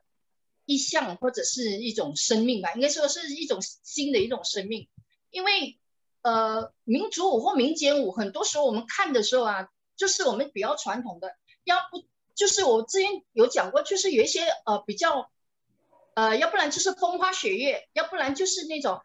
歌情媚这些东西。但是我觉得如果用另外一种思维去体现它，可能就它变成一种新的一种生命这是我比较想要做的东西，就是我一向来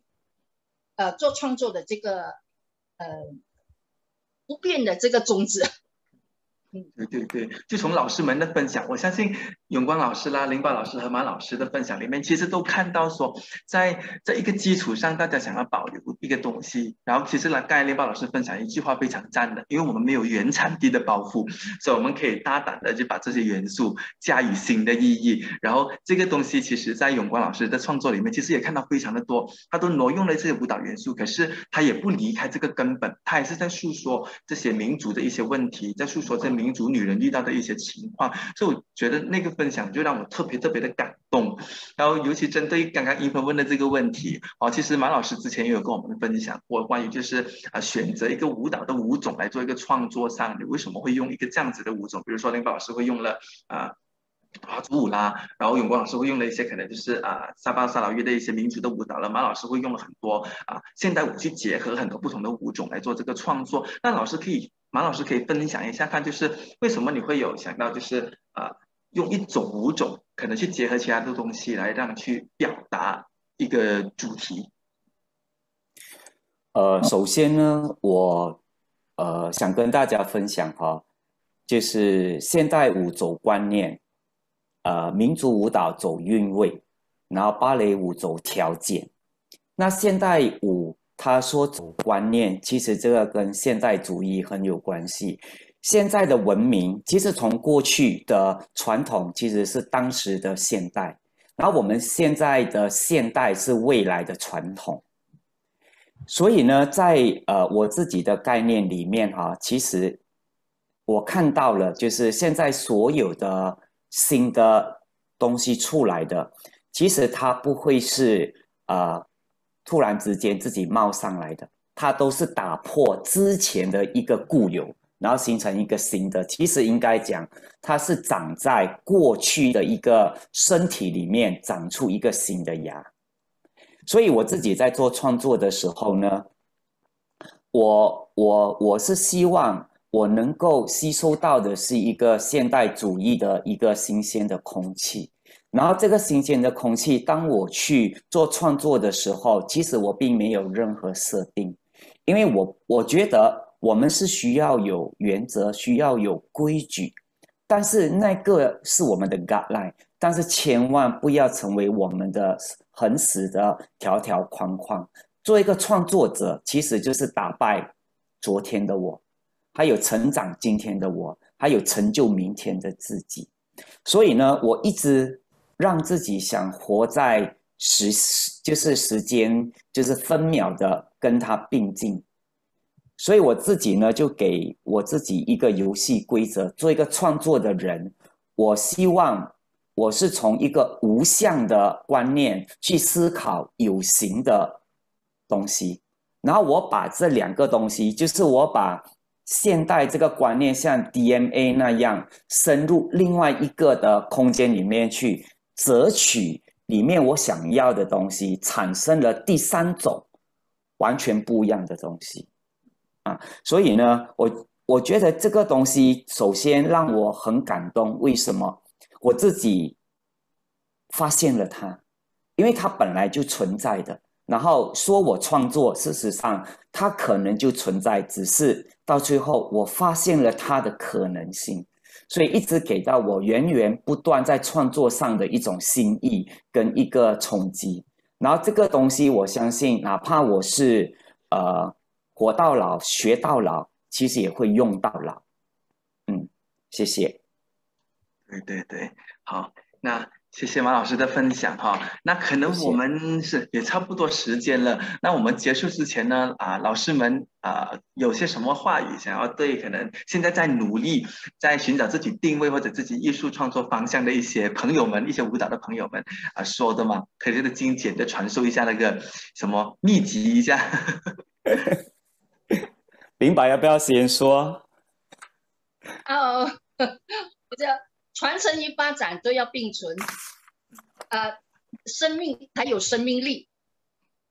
那我相信，可能之后可以拓展跟可能跨社群或者是跨各领域的这种文化交流吧。那我觉得我们的舞蹈圈才可以百花齐放。对对对，那永光老师呢？永光老师有什么想说的吗？我想作为这个舞蹈工作者，我们就认清我们自己的专长跟能力在哪里，然后专注的去做好这个舞蹈这份工作，那么让社会的对不起，让社会呢对舞蹈工作者呢也像其他行业一样有一份期待跟尊重。这是我最后要说的。是对一个表演艺术工作者、舞蹈工作者的一个对自己身份的一个认可跟尊重自己的身份的一个重要性。对，是。那马老师最后有什么想要跟观众朋友们说说吗？好，那我想给我们本土的，就是年轻一代的，无论是舞者还是编舞的人哈，一个我这么多年的一个发现。当然，我们在时间里面，我们活着，那我们叫做活学。但是更重要的是，我们如何修身养心？为什么呢？因为修身养心才能够更深入的去看到许多事情的维度跟它的多层面。如果你只是不停的学，你只是学了是知识和用，但是如果你把它纳入了是一个心灵的修身跟养心，你将会看到很多不同折射出来的光线。谢谢。谢谢三位老师的分享，今天的分享真的是很扎实了，然后虽然有一点点超时，可是我觉得是非常值得的，因为让老师们把20-30年的经验浓缩在那20-30分钟里面，真的是很难的一件事情。可是老师们都花了很大的心力去做这个的截取跟这个整理了，让我们可以在短短的这1个小时多里面看到老师们的这么多年来的一个经验之谈哈。希望以后我们可以更多的机会跟老师们学习啊。So那我们结束之前呢，也在这里线上跟大家打个小小的一个广告啦，就是因为刚好这是一系列的一个线上分享的座谈嘛，所以上个星期有Dato Ramli Ibrahim 的分享，然后这个星期有我们主办这个马来西亚本土华人舞蹈创作，然后下个星期呢还会有 D-Dance 主持的一场叫做 Interrogating Contemporary Ideas Within Malay Traditional Dance， 会是由 Prof Anis 来主持。如果对马来舞有兴趣的朋友，那也可以留意一下这个消息哈。然后 last but not least, I would like to state this one more time. So this session was conducted in Mandarin, but we will do a translation with subtitles, and the subtitles will be added to the live stream video on Sutra Foundation's YouTube channel. So do check back with Sutra Foundation when the subtitle is ready, so you can follow the complete sharing from all the panelists tonight. Okay, so 那最后就是谢谢大家的参与，留守到最后，也谢谢老师们的分享，然后谢谢线上的观众们，也谢谢主办单局，还有 Sutra Foundation， 还有 Arts Fast 以及Yayasan Hasanah。那各位观众朋友们，就大家晚安咯，再见，拜拜。好，再见，拜拜，拜拜。